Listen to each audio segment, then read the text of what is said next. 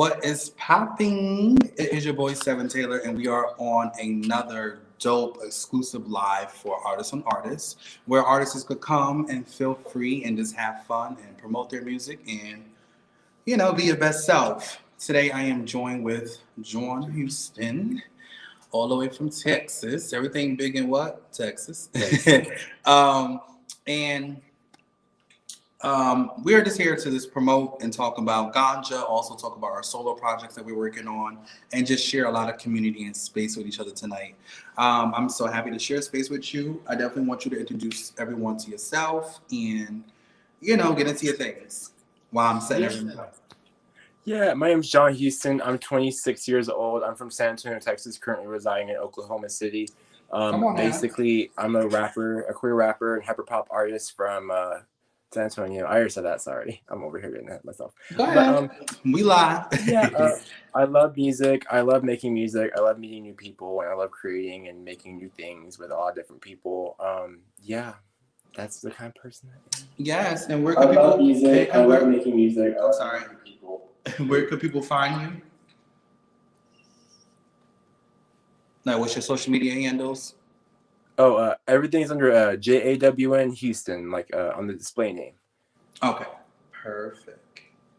Perfect. So my first question to you is, and hey everybody that's joining in, it's your boy Seven. What were your thoughts going into this new project? And please give us the name of the project as well. Yes, Phantasma 3. What was your thoughts going into it? I really wanted to create a new sound. I really wanted to go advance this new hyper pop sound that everyone's going for, that we're all kind of collectively trying to achieve as a community. Sometimes we're trying to build this hyper pop sound and try to elevate it a little bit. And that's what my goal is, to elevate the sound and also go back to my roots in hip hop and ballroom music, in terms of like house and rap and experimental music all together.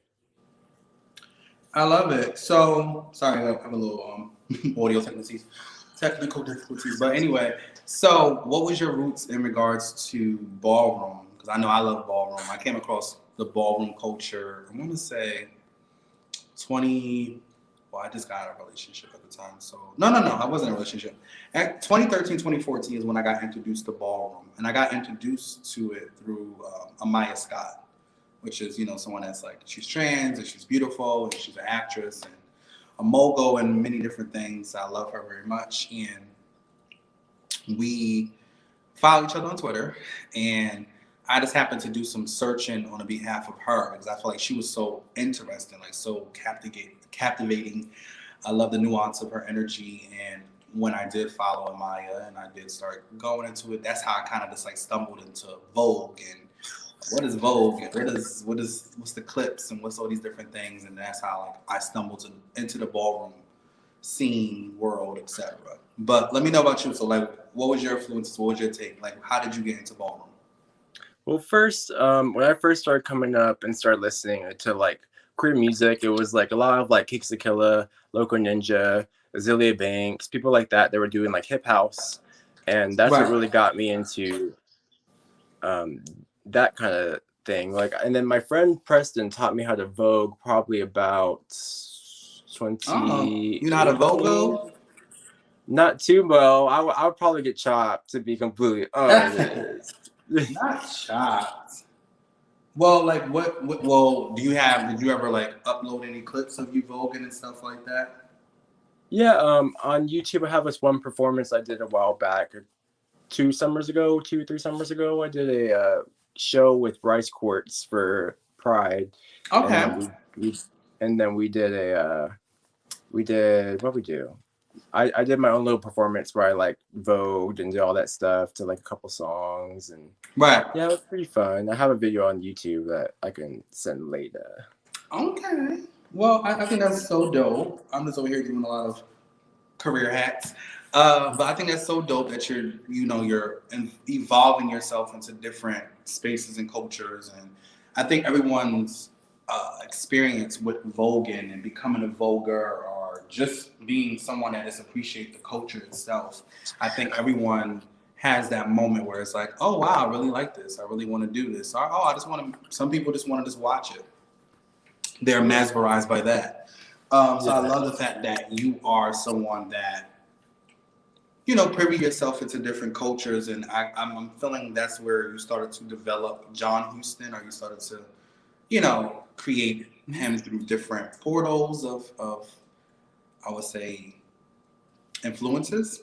Yeah. Who are your influences? Like who Uh, inspired you to do what you're doing?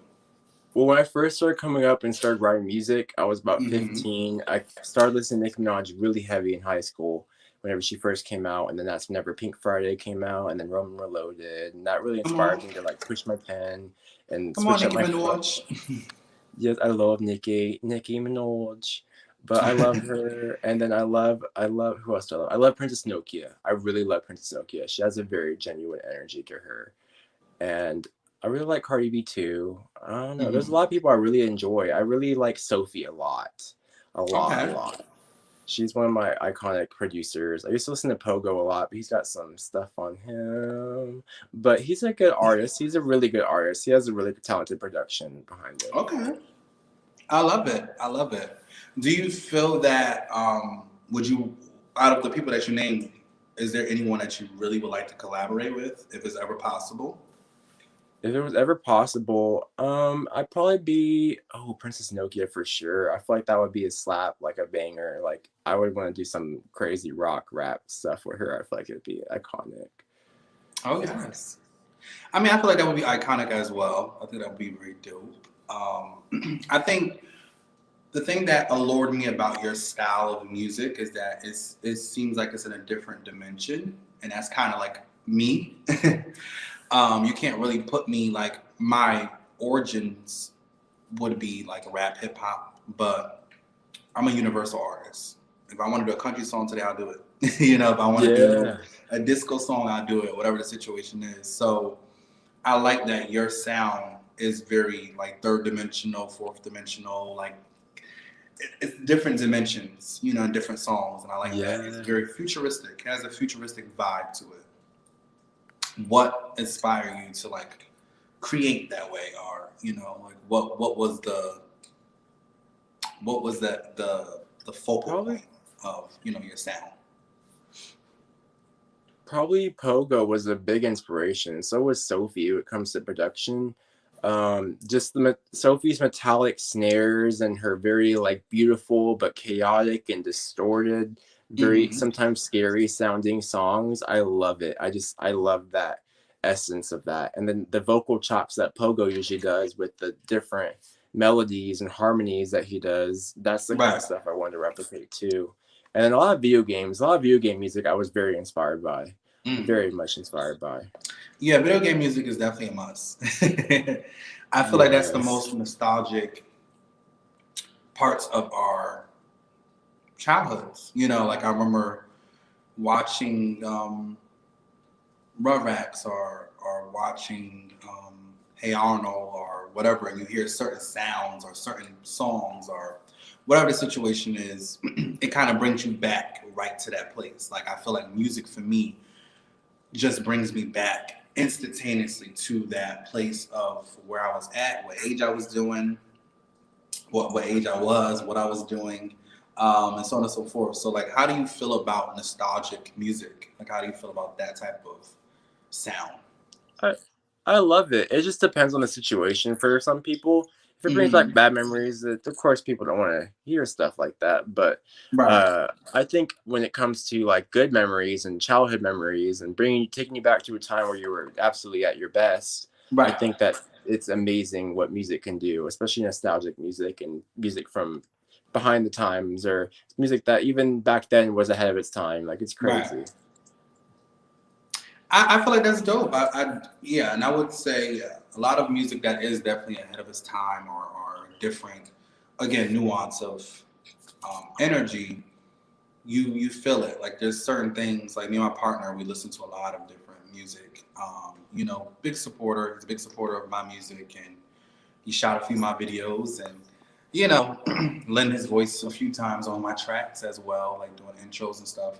But I do feel like that is a beautiful thing to create. Like creating is a beautiful thing. I feel like nowadays creation has begun to be a little diluted because everyone's kind of trying to like create this same similar sound. And that's kind of like where the music train starts doing this hiccuping because it's not like really moving back and forth anymore. It's like staying in this one set mindset. So I love when I hear artists like myself and you that are influenced, you know, definitely are influenced, but you still have your own sound, your image, your own intellect, you know, and what you do and how you produce and create and so on and so forth. So what do you feel about music in these times, like the pandemic, or you know, do you feel like it gave people more time to be creative, or do you feel like it lessened the creativity? I feel like both in a way, because I feel like some people are really like stepping up their game and stepping up their pen game and production game and their promo and everything. But the other hand, you have people that are staying kind of stagnant in their sound and don't want to switch it up because they're too afraid to. And I think ultimately that hurts the artist because people want to hear different music or different sounds. If you're constantly gonna give someone the same era, I think people will start losing interest after a while, unfortunately. Right. I agree. I think a lot of times, just doing my little plugins, I think a lot of times there are individuals that are not aware of how much music can captivate you, and also how when you are creating, it's very important to be in the best space that you could be in regards to your creativity. You know, whatever how you create. You know, as far as for myself, I like to feel my superpowers being back. You know, I like to feel connected to the beat. I like to feel the moment happening. You know, so it's like when I did go and create a lot of past records and even new records, I like to feel that feeling. You know, I like to feel that nuance of Seven's in the building. You know, like Seven's like, you know, like many people are out here rapping, but many people are not rapping like me. You know, many people are creating, but many people are not creating like me. You know, and like you, and so on and so forth. And that's the attitude that we need in music. We need people that are being very, very independent with their thinking and creativity. You know? Please, everyone, definitely share this live that you're viewing on. Ask us some questions. I'm here with JAWN HOUSTON. I'm about to play a commercial. And actually, the commercial is the song that we're featured with. So let's get it. Sev7en Taylor with JAWN HOUSTON. Yo, niggas so mad, make a pissed off. Ass so fat, it's off. Come through the club with the wrist off. Talk a nigga time like I been off. I been fade the skills. Got a couple little niggas that cop the bills, cop the grills. The niggas so mad, I'm real. I just pull up in that shit and I drop some bills. MJ nigga on the Billie Jean. Pull up in them niggas. Pull up in them niggas saying GANJA. So how did you feel about when you finally got the record back? I think you sent me that record. What was it, like 2 months prior to it, to recording on it, or was it around like January, December? I think it was around January. Okay, yeah. And I sat on it for a while, just because I was already preparing myself to return back to the studio and get, you know, this new project going, which I'm already recorded some dope stuff for it. But yeah, what was your experience when you got that Sev7en Taylor record? Like, well, that Sev7en Taylor feature back, I should say. Oh my gosh, I was like shook. I was like, oh my god, yes! I was screaming. I was like, yes! I was like living for it. I was like, I'm here for this. This song is gonna be a fucking bop. I'm here for it. Yes. No, I feel like the record was dope. I think we talked about the other record as well, a legendary record. I definitely yeah, I'm definitely gonna look to do something for that as well, since it is a widespread of time still available. Um, but yeah, I think Ganja just reminded me, and I was playing it for my friend Kaya before we got on the live. But I think I feel that Ganja is something that I could hear in the club. You know, it gives Yes. you very much like Vogue, and feel it. Get into it. So it's like I love the record when you sent it to me, and I was like, oh yeah, let me hop on it. Let me talk my shit real quick. So what was the inspiration behind ganja? Just kidding. Yeah, ganja was totally the inspiration. I'm always smoking mota, so I'm like always lifted in my own little world. Not Hmm. always, but there's a times where it's appropriate, times where it's not appropriate. Um, Right. but yeah, I definitely I stay high for the most part, and that's how I create, and that's what I like to create. And I really wanted to create this song, and I heard that sitar sample, and I flipped it, and I was like, ooh, Oh, it come on, sounds like producer. very what happened? Like you flip. I said, come on, producer. You flipping beats and all that, Yeah. I all found it that on good shit. Splice, and that's where I get all my samples is from Splice. So if I don't know Splice, Splice is your best friend if you have a monthly subscription to it. Right. Um, Well, the but beat is sick. I definitely loved it. yes. I didn't know exactly what I wanted to say at first, so when I did hop on it, the whole thing I just freestyled it. Like I was freestyling a lot of the tracks I did that day, but I had my engineer pull it up, and I was like, all right, let me see what I got, And I just got in the beat booth, and after I did a little intro, and I was like, oh, okay, let me get into it. Mhm. Um, but the beat is definitely very sonically very dope. I just like the feel of the song, and it felt like a record that I definitely appreciate being on because it's more so. Again, it's tapping into that universal sound. So I like playing around with different things. Like next thing, you might get a country record from me, or you might get a, whatever type of record from me, opposed to what you Mhm. think I'm about to give you. I like to surprise people. So definitely thank you for Yes. allowing me to be on that record because that was definitely dope. Um, so, and then we're gonna go on another commercial break. So, how do you feel about being from Texas, and you got Megan Thee Stallion and all those other dope artists that originated from there? How do you feel about the Texas scene? Like, do you get love, or what is it? What does she give out there in Texas? I think Texas is a very, very, very big place, and Hmm. it's definitely got a really good music scene to it. Really good music scene. I love all the people from Texas. I haven't really linked up with anyone too much other than like Jackson from Okay. Texas and then Baby Boy. But other than that, yeah, I love the Texas scene. As far as like as what's going on there right now, I think it's terrible. But other than that, yeah, I think Right. it's not the music, but like the situation with the whole taking trans kids away from their families and all that stuff. It's Oh wow, terrible. I didn't know anything about that. Right.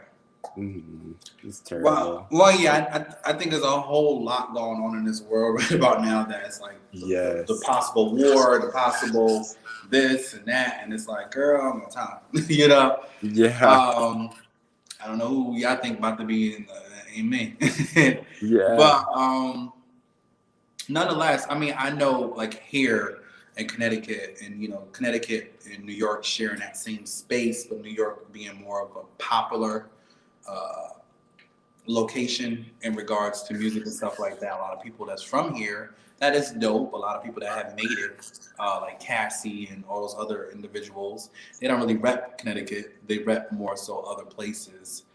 From my knowledge, what I've seen, Mm. I never really, you don't really see how much people speaking so much about Connecticut. I guess because it gets to give rich bitch teas out here. It don't really give like, and there is hoods here, like But I think people want that Yeah. New York upbringing type of story to add to their music. Like I went through the Yeah. trenches. How do you feel about artists that that are from Texas and maybe not repping Texas or not giving it its proper dues? Uh, I feel like it's their choice at the end of the day. I feel like if they want to rep Texas, they can definitely rep Texas. But knowing the current situation, I wouldn't blame them. Right. For not wanting to rep Texas. Right. But yeah, it's just. What do you feel like? I mean, for myself, I feel like, I rep where I'm from, always do. And I feel like that helps a lot of other artists that are around the way, that where I'm at, feel more comfortable doing it. Because like I said, people will easily try to rep LA or New York or Paris or Paris or whatever the situation is. It's like, do you feel that when there's comfortability with repping where you're from, no matter if it's a poppin' place or not, do others get inspired to just like come up and say, hey, I'm from there too? Or do you feel like it's still a thing where, again, people will fake their birthplace or fake a place that they've grew up just to make their music sell more, I never feel like it's kind of disingenuous if you fake it. You know what I mean? Right. It just kind of is not telling the truth in a way. It's nothing wrong about it, but it's definitely not like a genuine type of thing. You know what I mean? I feel like if you were to rep where you're from, I feel like you should be proud of where you're from because that's your roots. That's where you grew up. That's your culture. That's your people. But it's whatever. You know what I mean? Right. I mean, yeah. I mean, I think it's something to definitely discuss. And yes. I mean, it's not something to take personal. Like, hey, it is what it is. If you don't rep it, you don't rep it. But I know for myself, it helped me a lot with identification. Because again, I didn't have to create a fake I'm from New York type of storyline. No, I'm from Connecticut. Yeah. I rap like I'm from New York. I can get down with the New York people. I could easily blend into the New York scene. But I'm proud of where I'm from, and I think that helps a lot of people just, even if they're not into music, it just helps people find identification in the area, the borough, whatever that you grew up in, like why, it's like we shouldn't have to be so, I guess, dishonest in regards to our upbringing in order to sell a record. It should just be like, I'm from here, this was this. It's like I'm not doing anything that's gonna really fuck up shit. I'm just saying this is where I grew up. This is my upcoming, this was my journey. But I do have another commercial to play from another artist, Slick Talker Rick. He's definitely a dope artist, and he just put out a new single called No Loyalty. So definitely check out this commercial. No loyalty in the streets. No Niggas say they love you, but they hate it on me. I'm just trying to be who I'm destined to be. You can't stop the sun from shining on me. I'm shining. No loyalty in the streets. No Niggas say they love you, but they hate it on me. I'm just trying to be who I'm destined to be. You can't stop the sun from shining on me. Motherfucker, I should break your jaw. I should fuck your bitch, even go raw. You hated on me, nigga, way too. And we're back.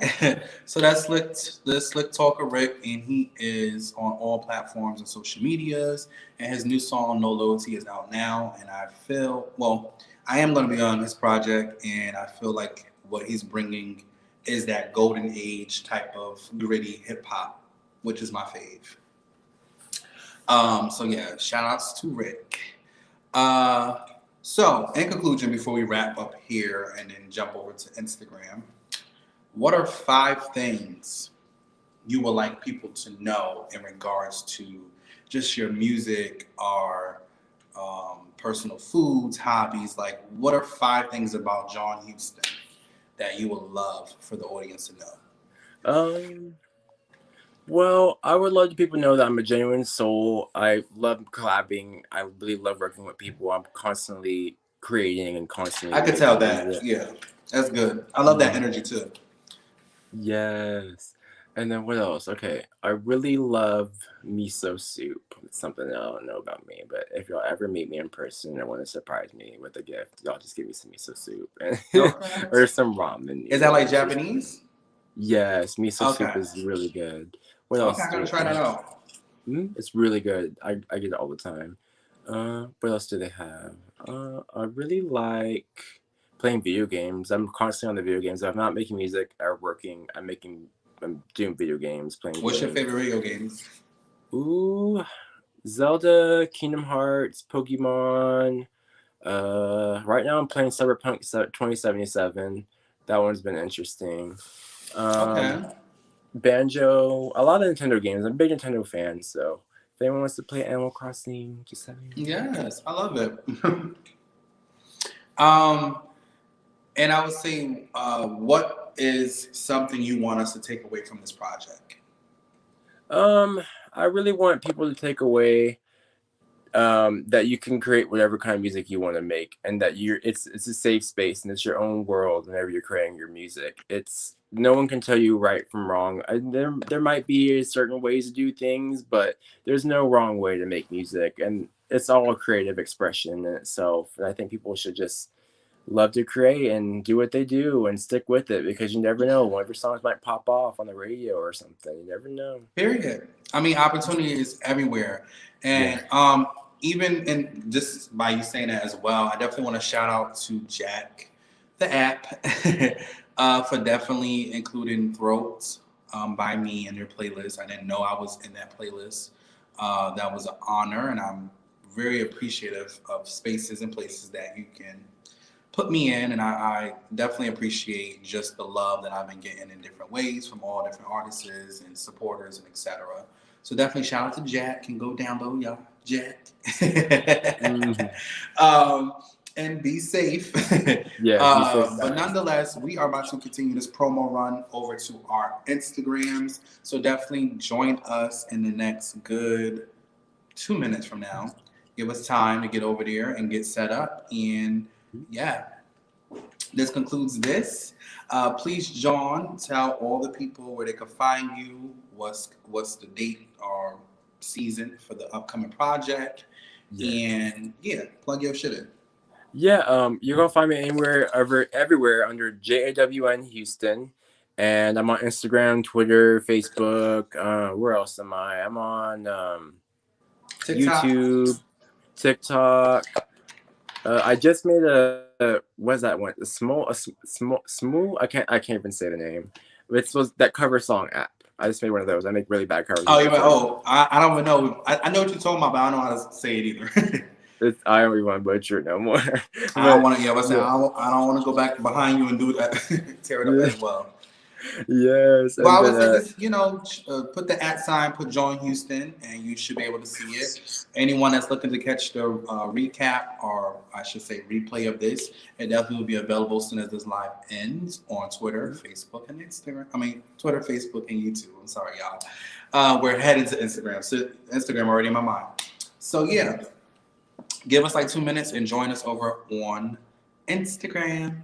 And if anyone does have Bigo or anything like that, after we are done talking and etc., I will go live on Bigo for a little while and talk with people and etc., and share some spaces and places like an after party in a sense. So definitely download Bigo and get your Milo. I'm playing. I'm Sev7en Taylor, and before we go, let me play two things. I remember a few years ago I did a pop record with a pop bitch, and I pop and I pop slip. Malkill. Yo, niggas wanna watch my body. Niggas wanna pull up in the lobby. Copper like a copy. Niggas said I'm bad like a Barbie. I done hop the deals, I hop the thrills. I got a couple niggas in bills to cop the deals. Niggas. Okay. And then we're going to play Ganja, which is me and JAWN Houston's collab single. Available on all platforms. Download it, support it, tag us. Sev7en Taylor with JAWN Houston. Yo, niggas so mad, make a pissed off. Ass so fat that it's off. Come through the club with the wrist off. Pock a nigga time like I been off. I been fade the skills. Got a couple little niggas that cop the bills, cop the grills. The niggas so mad, I'm real. I just pull up in that shit and I drop some bills. MJ nigga on the Billie Jean. Pull up in them niggas. Okay, and we're back. All right, so it's your boy Sev7en Taylor. Excuse me. Thank you so much for all the support and love. I appreciate it. Thank you, John, for joining me. And let's head over to Instagram. All right. See Bye, you all. there. Bye. Bye.